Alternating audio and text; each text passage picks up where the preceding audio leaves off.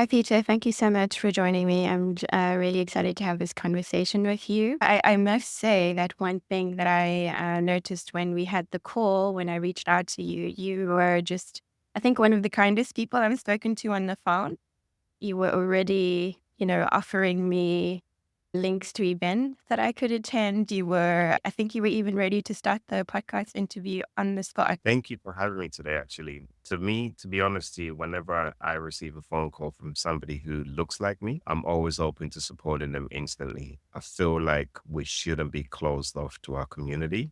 So whenever the hand is ready to open, it's there to help. So when you called me, you were very gently spoken, you were very polite, and I saw your goal and your vision, and I instantly wanted to support you there and then. Well, I really appreciate that. So maybe just for our listeners, where are you based at the moment? I'm based in Berlin. Nice. Okay. And how's Berlin for you? Are you finding it a good space? Have you found your rhythm there? I don't think you can ever find your rhythm in Germany as a whole. Now the weather's changed, so there's literally no sunlight, Yeah. which doesn't help. So I'm enhancing or increasing my vitamin D intake. But overall, I'm still adjusting. I'm still transitioning. All right. No, that's good. No, I'm totally with you on the vitamin D. I've also increased my dosage. Well, So on the show, it is also a tradition for me to ask my guest what their adapt story is. And it's funny that you mentioned the word adjusting or transitioning and adapting. I think the difference is that you're you're in a space of change and then somehow you create a path of your own within that adjustment. So that's why I reached out to you and why I speak to people like you who I feel have actually done that very well. So you are welcome to start at any point of your adapting and yeah, go for it. it's always hard to know where to start, but it's better to start with the origin story. Yeah. I'm originally Ugandan. I was born in Uganda, and I left Uganda at the age of 7. My next base was England, London, where I spent pretty much predominantly a whole part of my life there. And it was only 6.5 years ago when I had a daughter that I decided we should move to Germany because my wife grew up here. She's not German, but she grew up here. And at the time of my growing up, I didn't have any parents present because my mom had passed away and my dad was non existent. So, but my wife had parents in Germany, and I felt it's only fair that my daughter grows up with grandparents, understanding the dynamics of family all around. So we moved just before COVID hit. And the transition was hard because I don't speak German. I'm not a German native.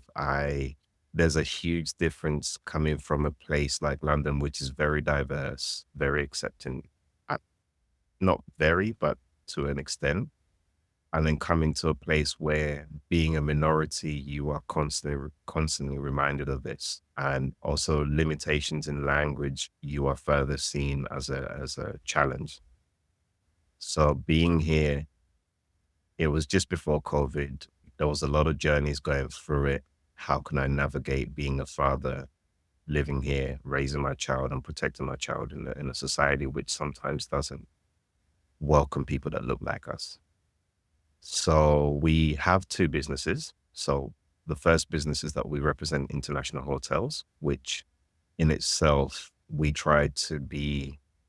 are the consultant and PR arm of hotels that are being built across the world. So we've got over 6 hotels where we try to get them into the DACH speaking market, which is Germany, Switzerland, Austria, and also the UK and Ireland markets.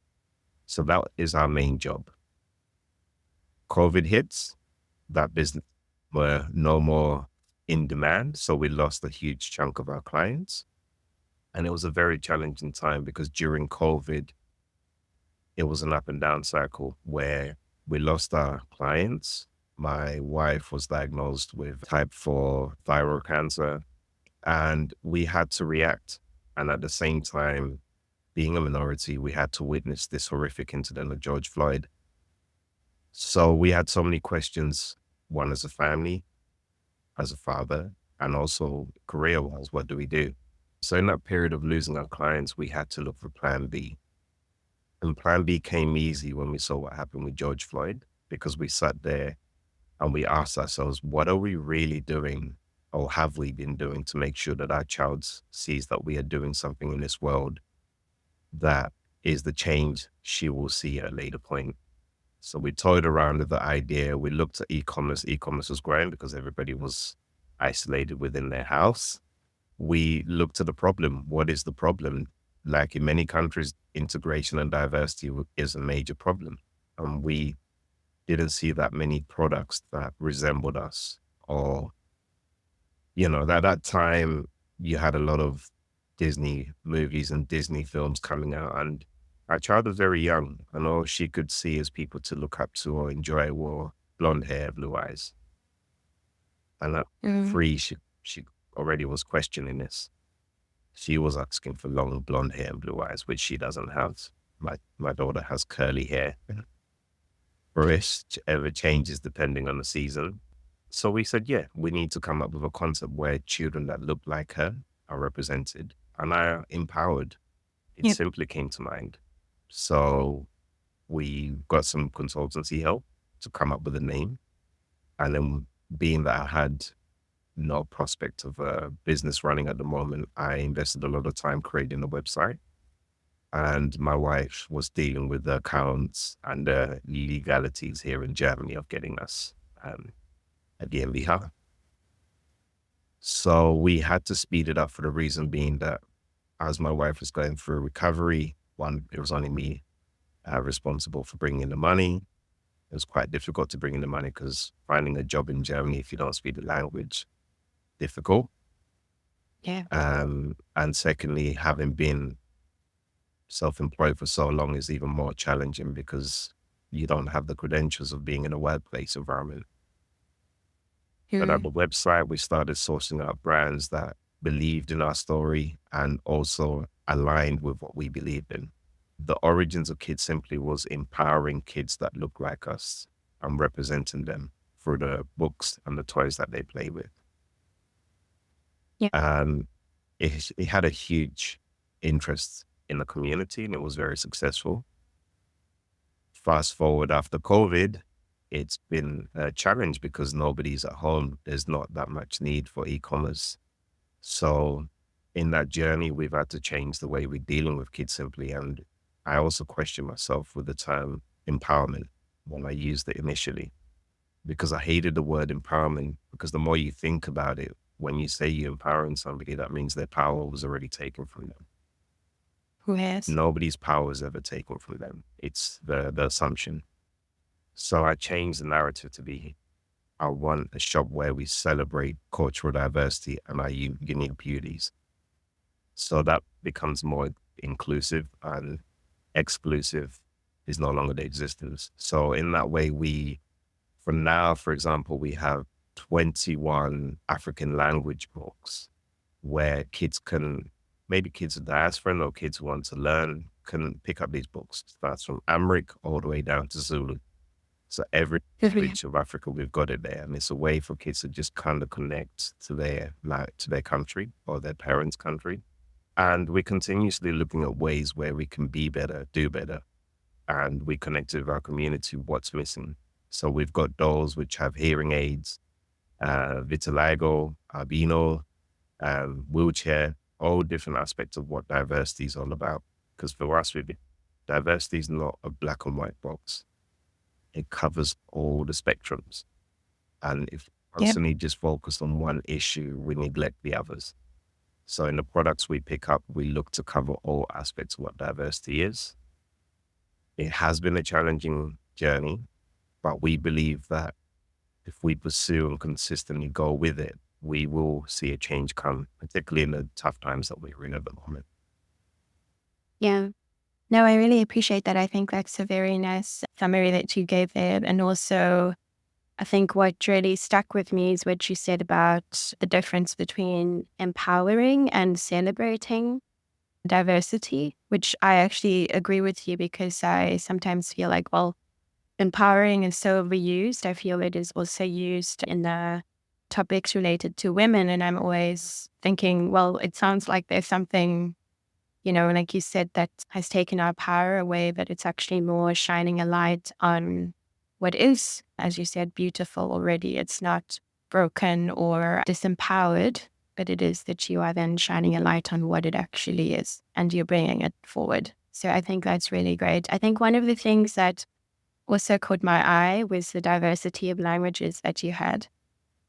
And coming from South Africa, we have 11 official languages. And for me, also, now that I live here, I feel that language is I didn't really realize until I left the continent how important it is or how much of a connection it creates.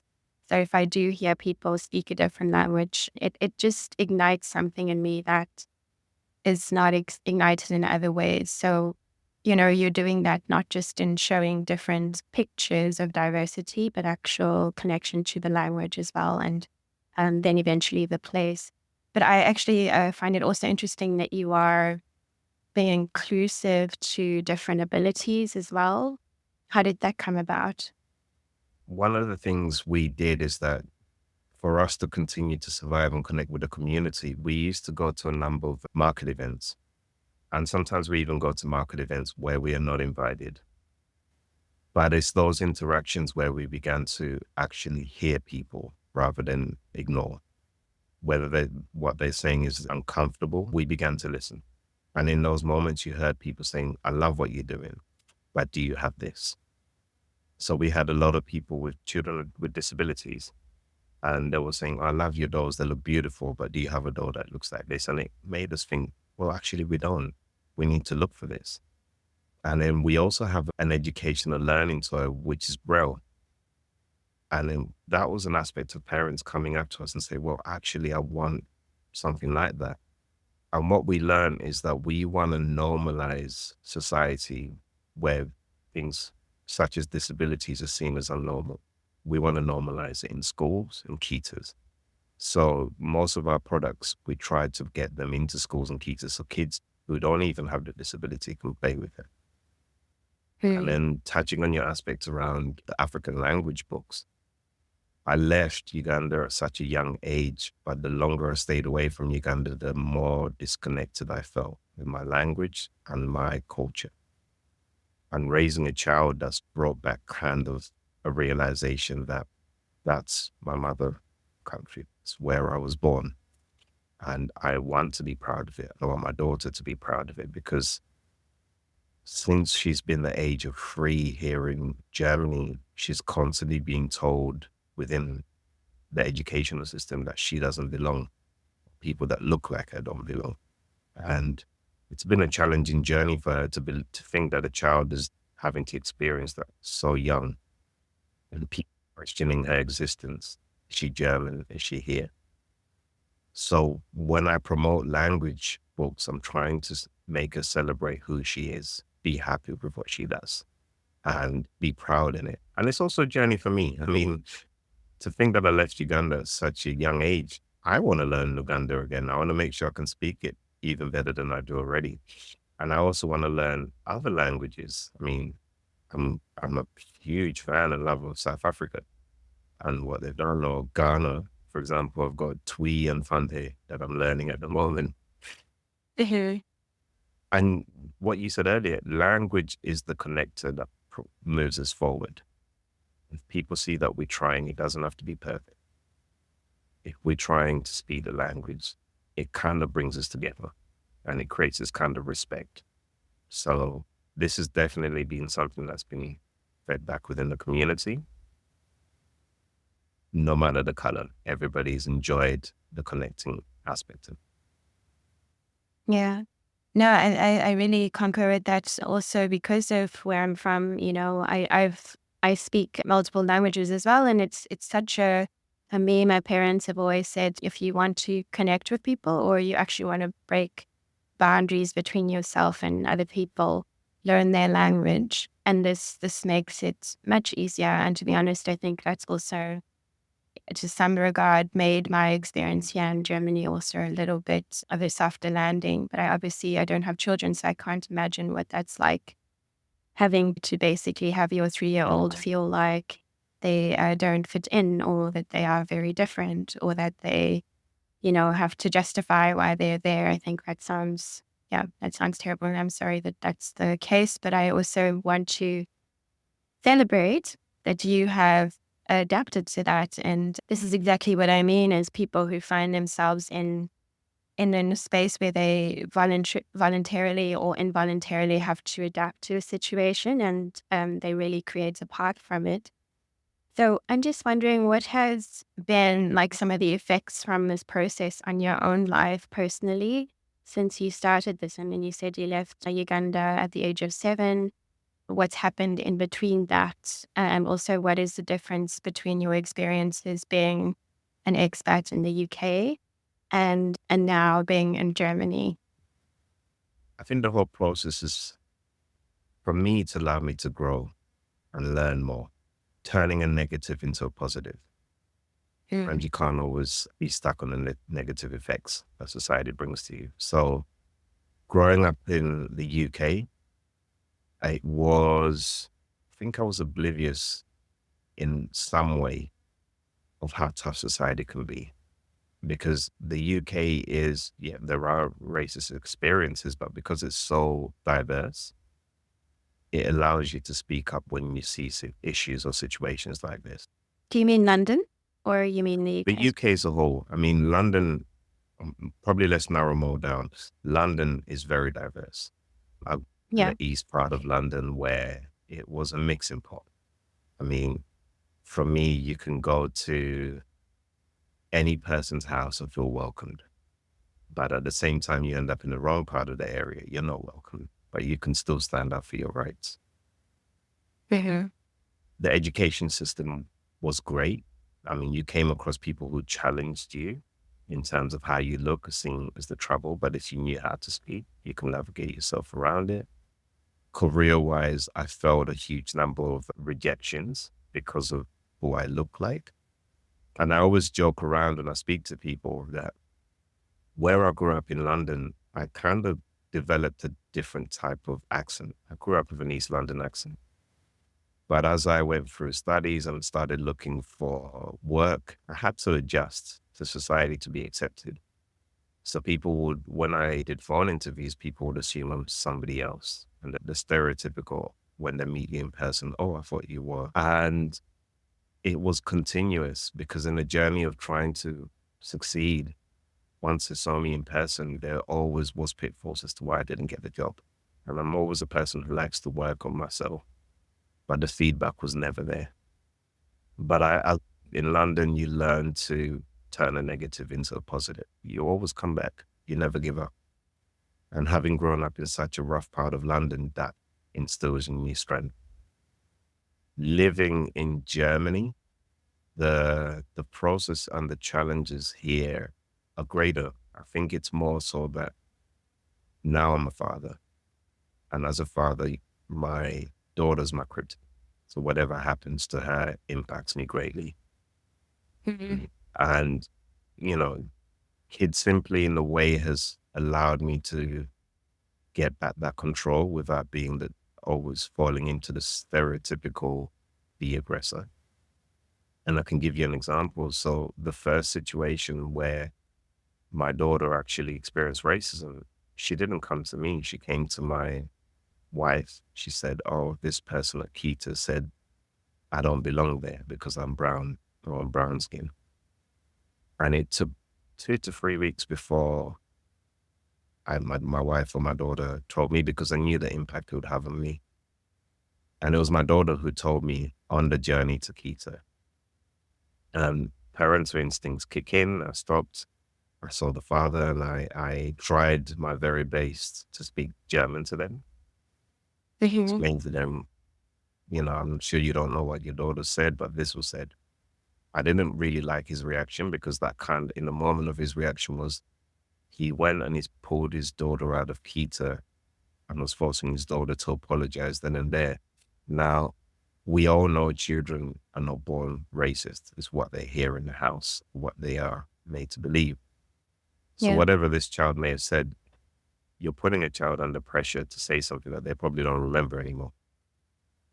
Mhm. Just in turn, the Kita teacher was coming around the corner and pulled us to the side, was more defending the father and saying, "Oh, they're not racist. I know them.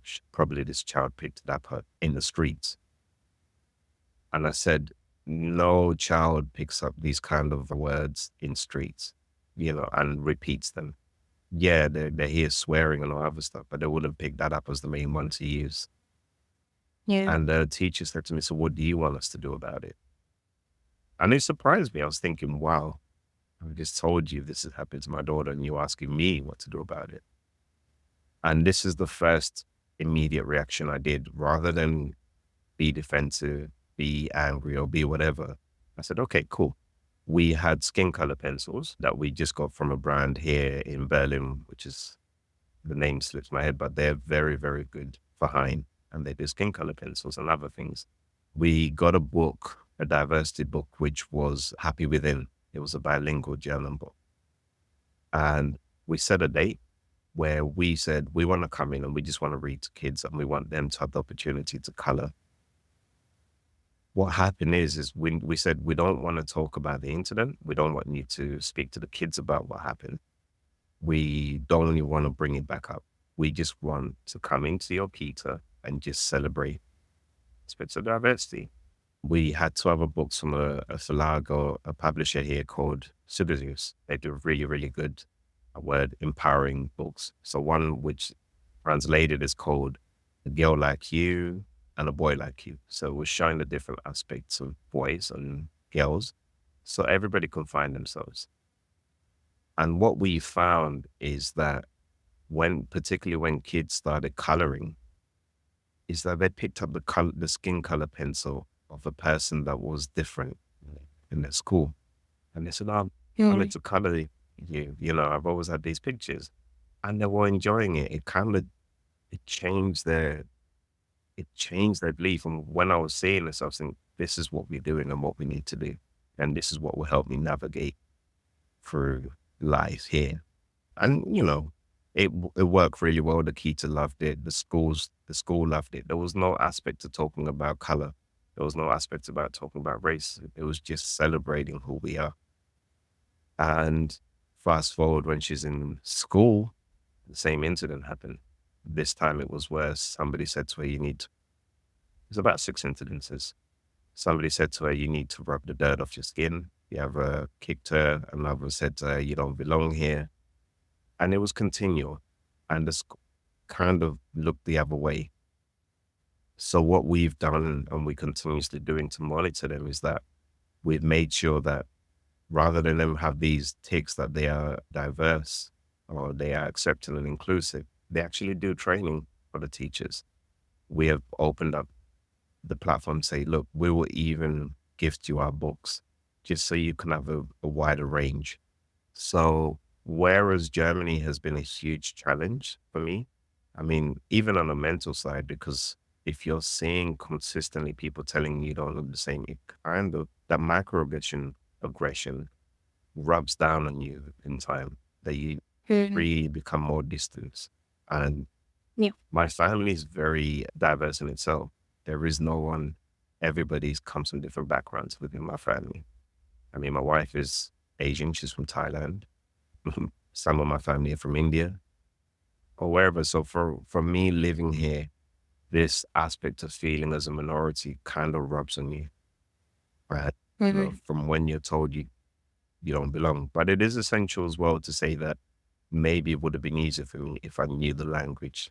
Because in the UK, I can articulate myself out of a situation because sometimes their perception is that we're not knowledgeable and we go straight to the aggressive side of it. In the UK, I can always speak my way out of it and educate people, kind of ignorant to who we are. Here, Mhm. I feel I'm limited to that because I find that the frustration of being told you don't exist makes me less and less wanting to learn their language. But I know that language will put me in a better step to to to Mhm. talk back, to educate people on really the huge impacts racism and ignorance has on people. So, for example, I had my wife had, become one of the members of the school to go and explain the full impact it has. It's not only the child that gets impacted. Their pain and their frustration, their tears and their anger rubs onto the parents, who then are then feeling like they are the ones at fault for making a decision to put that child into this, for not being Really. take their child, for not being what they should be. You're made to feel like you're the lesser. So then that impacts your anxieties. That makes you feel like, am I doing enough? Am I here for the right reason? So having something such as Kidsimply, I go out there and I experience the pain that most other people do, where people say there they are selling their endos, or, all the things like, why you here? Then you Mhm. will counteract by saying, well, we here because of the same words that you're using. Shouldn't be done. And funnily enough, I've been to so many markets where older German white customers have come to us and said, well, when we used to have those extractor dolls or black dolls, we were taught to try and rub off the dirt off them. We were not bought these dolls as gifts. We were bought them as, test dolls. Break, Crazy. yeah, they break down when they see these dolls. And, there's games that pre-exist and still exist to this day. For example, there's a game called Peter, which, Yeah, I know about that one. Yeah. yeah, and we had two brothers come to us that changed the narrative of that game and called it Schlauer Peter, Clever Peter. And whoever had the card with the black person was actually the winner. But within playing that game, kids were learning that women can work in male-dominated roles, religions can get along, and we're allowed to question, and understand. So we've seen a lot of brands in this journey navigating through Germany where people are actually challenging the narrative. And Yeah. this this is some of the great ways that I can say the process of Germany. This is one of the things I love, that I would always say I'll take back with me. That it's allowed me, rather than run away, to fight for a good cause.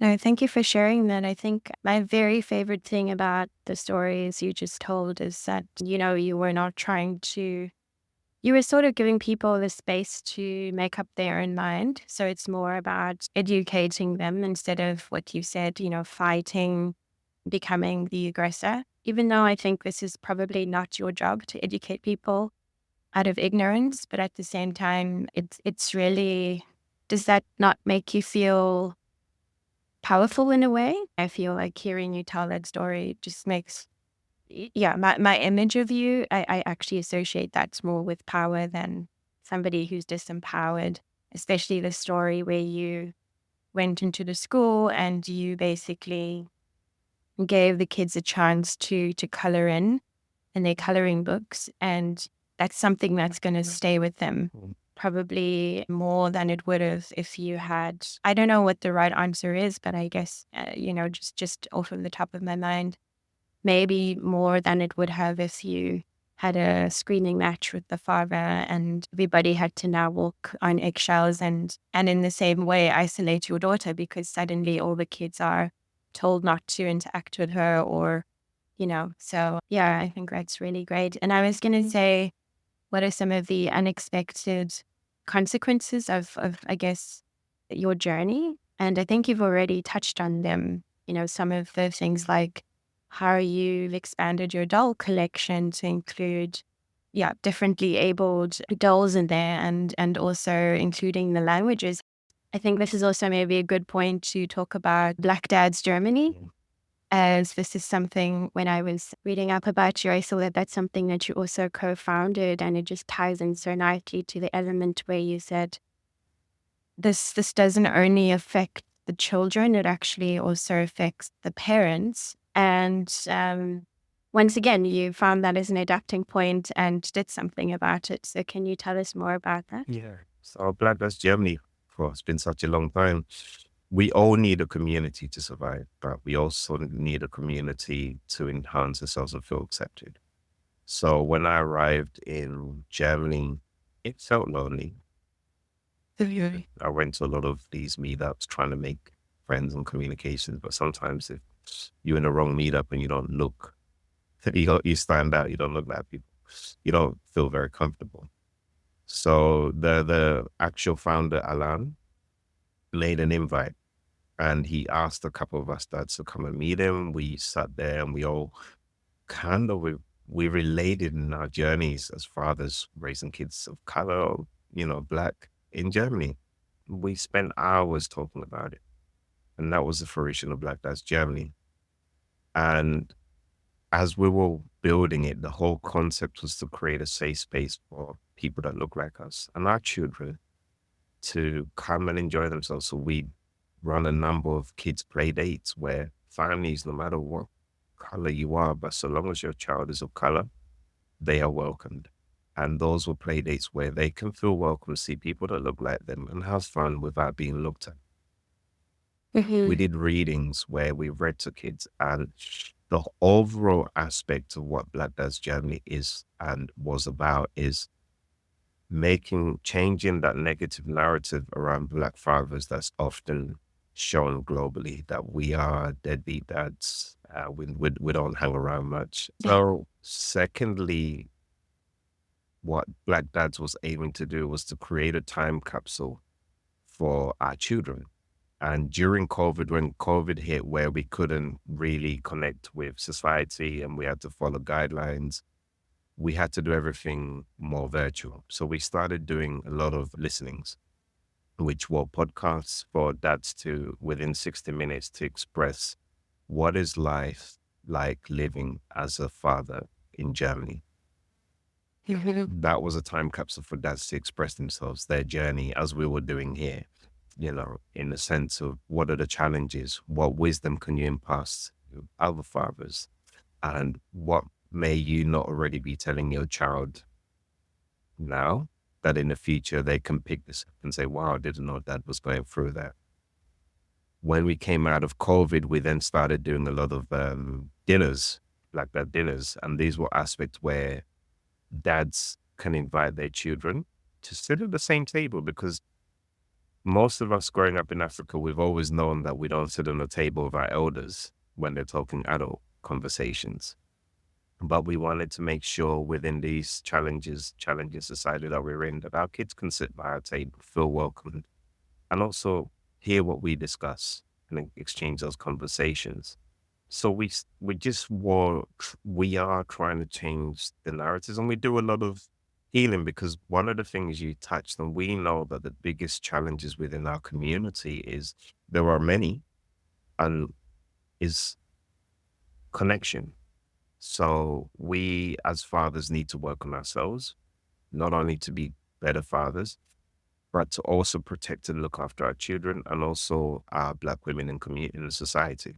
So what we used to do within the healing sessions were talking about toxic masculinity and how we can debunk that.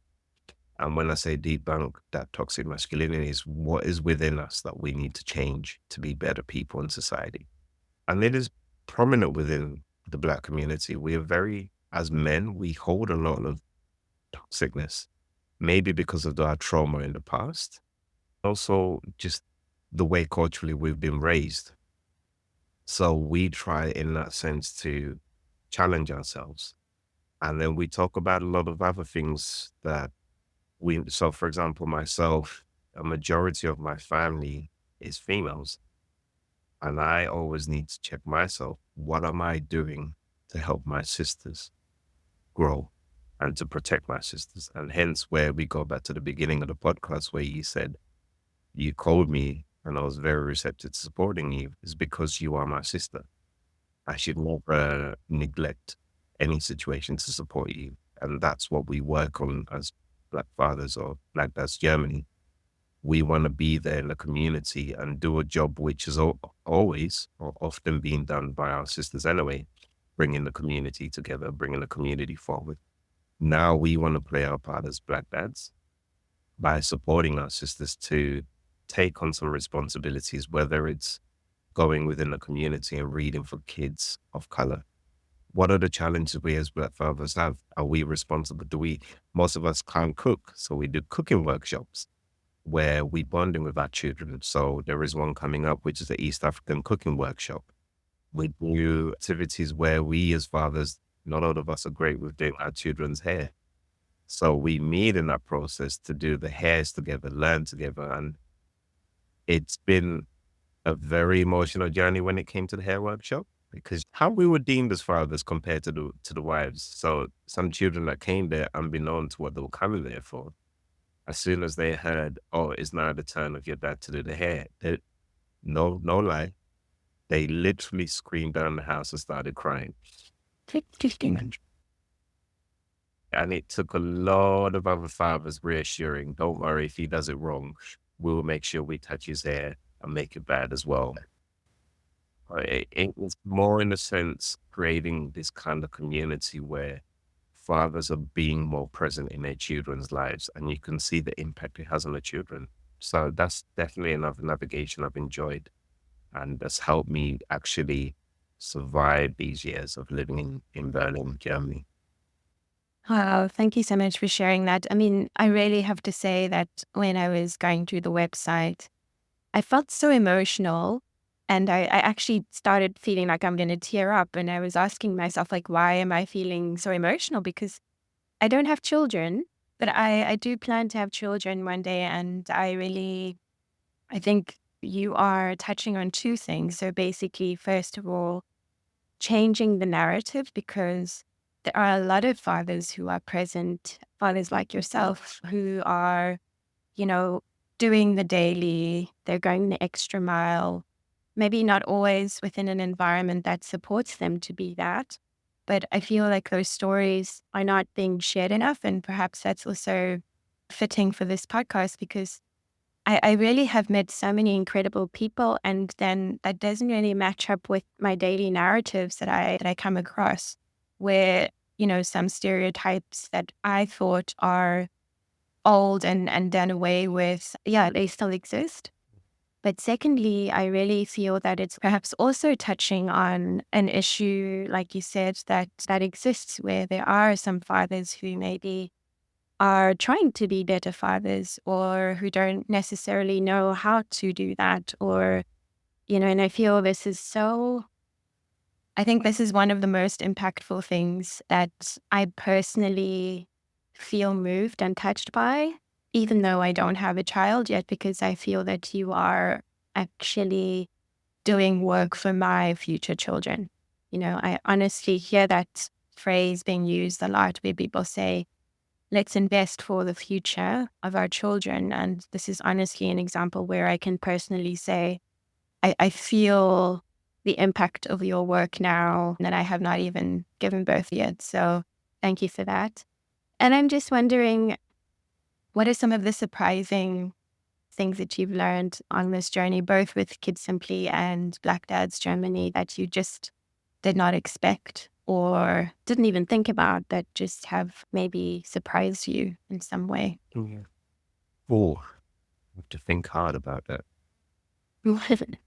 But one that straight away comes to mind is sometimes media kind of divides us and creates these assumptions that make us fearsome of each other. And one of the biggest surprises that I've seen is that our allies have been the ones that have been more forthcoming to support the causes. I mean, our community is there, but to see people that want to see change, for example, Kidsimply, most of our products that look like us are often not bought by people that look like us. Not that they don't want to, but are bought by people that want to show change. They want to into schools. There's parents that come to our markets and say, actually, I know the teacher's going to take a while to buy this.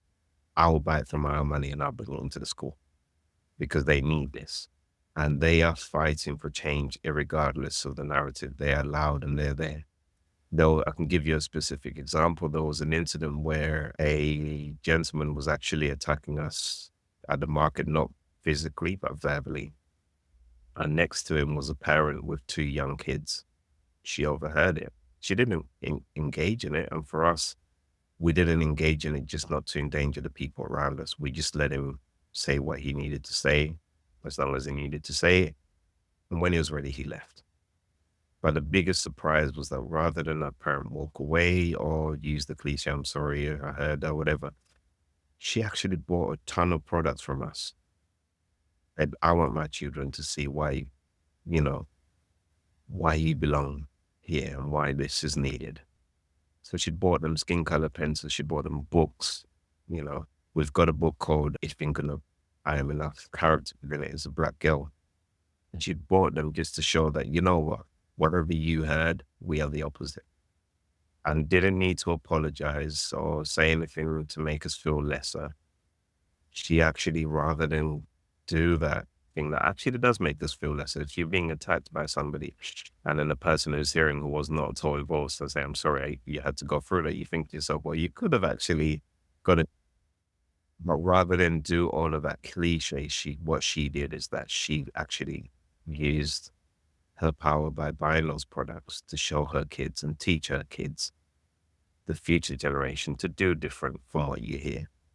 For Black Dads Germany, it's always the same thing as well. It's the most, what's the biggest surprise? I mean, there's so many nice stories in terms of surprises. I've got a nice story rather than a surprise. You have the best stories, by the way. There was a story where we did a kids play date and we advertised it on our socials everywhere and so on. And there was this parent, she was white. She came with her child and she started apologizing, saying, I know I'm not a dad. I know I'm not a person of color. I hope it's okay. We said, of course it's okay. We would never be excluding of people. We are here to create safe spaces for children. And then as she began to see that, because what we do in our community, it's not just you come to play, we look up children irregardless. If your child wanders off, there's always a dad ready to go and, find the child or do whatever. And there's dads that are getting involved playing games to keep kids active so that parent can relax. She became comfortable. She opened up a little bit more to us. She had just got married 6 months or a year before to a black father from Kenya. And a few months after getting married, that father passed away through health. And here she was raising a child of color, slightly detached from his community because COVID, we're just coming out of COVID. So she couldn't really travel to Africa to, to say, oh, can I keep connected with you guys? So she was looking for father figures to help her navigate through this challenge. And she built up her confidence to come, not being a black father, not being a person of color, to just be there and make sure her child sees father figures. And when she opened it up, we didn't know the whole story till the end. It made us all emotional because we were like, Yeah. the impact we're doing. And then fast forward a month later, we did another play date. She came again, but she came with her parents. Her parents they've never known this community. They are white Germans who have never actually met many people of color, as they told us. But now they are seeing how impactful it's had on their daughter as well as their grandson, that they wanted to come and see. And if I'm right, I think one of the parents, the father, started playing a harmonica out of the blue. Which was like, wow, okay. Wow, this is really what we're doing. Another huge surprise is one of the things we should know as people, and as fathers, as people of color, black doesn't have one connotation. So when we did the hair workshop, his father came in quite late with his daughter. His daughter was white, straight hair. None of us raised an eyebrow. We just got involved. We connected. And then later he actually explained to us, his daughter is black. He's from Ethiopia. It's just the way the genes work. you know, and he was like, I thought I was going to be asked questions. Why is she here? She's just got straight hair. We're like, well, we can't question what black looks like, can we? You've come here as a father with your daughter. It's a welcoming society. We're trying to make it welcoming to all. And that was a nice surprise that he came and didn't feel left out. Wow. And not a dry eye, at least on my side. But I'm just wondering, so I'm not a black dad, of course, I don't even have children, but how can one support your cause? Do you ever need volunteers for something? Do is there a way that people who are not necessarily at the center of your cause, but who, Yeah. like myself, see the impact of it and would like to in some way, yeah, support it? I think with black dads, just being present is how you're supporting it. Whenever you see the communications, just sharing them. And w- quite hard. We don't normally look to ask for help. We're shy people, introverted people. But if you ever see anything that you think we need to do, I know we have a community now set up of fathers there. But is there anything that we can do more of there? Because outside of Berlin, there are other challenges in Germany for our community. And we want to make sure that we everywhere in Germany creating safe spaces. So if you see that there is fathers that feel that such a group they're looking for, invite them to join us, invite them to come in. They may even be needing legal advice. So Yeah. right now, WhatsApp group, that's where we talk about legal advice. If there's a father who's dealing with immigration or dealing with separation issues or mental health, we want to make sure we're as wide and reaching to those dads because not many people do know of us. I feel like most people see it as just a Berlin based project, but we are, Yes. or it's Black Dads Germany. We're here for pretty much everybody. So the only way probably you can help is just be our ears anywhere where you see that there's a person in need of help. It doesn't just Yeah. be, it doesn't just have to be a dad. No, I appreciate that. One of the themes that I'm seeing is you've already said diversity is a spectrum, whether it's within color or race, or even, like you mentioned, which I didn't think of before, differently abled people, whether it's wherever we are, diversity is a spectrum.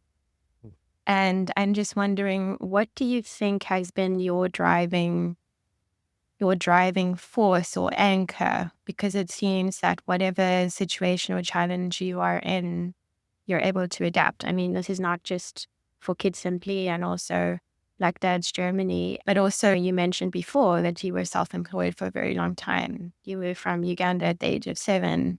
You lost your mother at a very young age. And so these things, for me, I'm just wondering, what is it? What is the ingredient that you feel has been your anchor and has been driving you this whole time?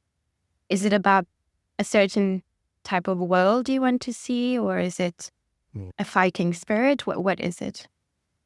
I think it's ever changed. The current, I would start probably with the current, then the sort of the more sadder one. But the Yeah. current is my biggest drive, no matter what, whenever I'm rock bottom, is my daughter. So she didn't choose to be on this planet. My wife and I made that choice. And I shouldn't see her struggle or I shouldn't see her down. So whenever I feel the hardship of society, I have to find in some way to block it from her, protect her in other ways where she can have a better future than the one I had. So she's constantly my drive. So whenever we go through challenges, say we're losing our businesses, or say we are dealing with racism or whatever, or challenge, it's always looking at her and asking myself, I need to be better. I have to be better.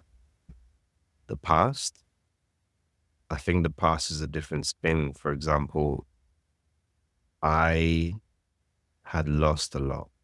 So I literally hit rock bottom to appreciate life. So, I mean, just to round it off, I don't know how I'm happy to share part of it. I mean, when I grew up, I didn't, my mom left at a young age to just make life better for us. So she left at a young age to come to London. And in the time that I came to live with her, because I had two other brothers, or had two other brothers, she died 3 months later. So after that, I was hoping to go back to Uganda because my grandma had raised me. And my grandma died December.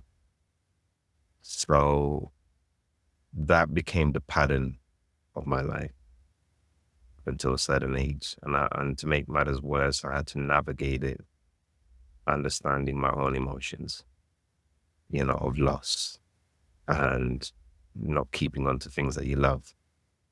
And when you hit rock bottom, when you literally hit the lowest of rock bottoms, there's only one way up. And you begin to be more appreciative of the sunset and the sunrise. And trust me, this is very cheesy to some people that I say it to, but when the day comes up, no matter how it looks, I'm grateful for it. And no matter what challenges I face, whether it's people not liking who I am, there's worse problems in society than that. These are minuscule problems to me. And that's what keeps me going. What a privilege to hear that. Yeah, and thank you for sharing it. So I know I have to let you go, but I'm also just wondering if you had a magic ball to see into the future. Yeah. We are speaking in 1 year from now. Where are you? What are you doing? 1 year from now, wow. This has to be a really good magic ball because we have literally been thrown off with so many things happening in society lately. I want to stay hopeful because we need to all remain hopeful. I hope 1 year from now, I'm here. We've got a huge community that you can literally rely on. Everybody's happy or close to happiness. My idealistic. I'd hope to be in sunnier weathers 1 year from now. Hopefully be somewhere like, let's say, South Africa or Thailand. I prefer not to be in this cold weather. So 1 year from now, it'll be almost sunny. Okay, no, that's great. Have you ever been to South Africa? It's on my bucket list. I've heard great stuff about it from everybody. Well, I'm here. Use your resource. If you want a free local tour guide, Thank you. I would be absolutely honored to show you around. But yeah, also I just want to really say thank you for the work that you're doing. Thank you for the time that you've given us as well and for sharing also the stories. You are such a great narrator. It makes sense to me that do you write the children's books or does your wife write them? Do you write them together? None of us write them. None of us. Okay. Are, Okay. or let's take the credit from the people that do. There's a lot of great publishers that come to us. Right. And we pick the ones that we know are very prominent and needed right now. Okay. All right. Well, anyway, I think you still are very good narrator and storyteller. And every story, every question that I've asked you, you've been able to really tie it to a story. And it is actually through storytelling that people can connect. And I really just feel like this hour of speaking to you has brought up so many different emotions for me. And there are so many different questions I want to ask. But I just, because of time, really just want to appreciate you and appreciate the work that you and your family are doing. And I encourage you to keep adapting. Thank you so much. And I really, you said to me the magic ball. I need to ask you actually, where do you see yourself in a year from now? So in a year from now, it's really great that you're asking this reverse question. Nobody's asked me before. I would really like to have this platform grow into something that is more than a podcast. So I would like to have multiple number of series running. So basically where we go into different books, where we go into different countries, interviews, and also travel. So basically a platform with multiple topics where people can really get in touch with what's happening in the current Africa and Africa tied connected stories. And I think that that's something that is really close to my heart because I also feel, like you said about Uganda, I feel that I'm less and less connected to what's happening on the continent. But I realize that the biggest or like the most impactful space to start at is actually the stories and narration and what we see on a daily. And just a quick example would be this US election. just from listening to the different podcasts, which I did from both sides, I realized how much of an influence that has on my overall thinking and my perception and how I view things. And it's like, well, that's really crazy that just listening to somebody tell a story can change my mind so much, or that it can actually swing my opinion so much. Yeah. So I think that's where I would like to be. See, oh, you will be there. What you're doing is amazing. It's definitely really needed. Here in Berlin, I'm in a lot of African communities, and what you have set up as a platform is really needed for the community. It's a connecting path because sometimes people speaking and going through the journey with you, it's a healing process for them as well. So I definitely will see you there in a year's time. Thank you so much. I appreciate that.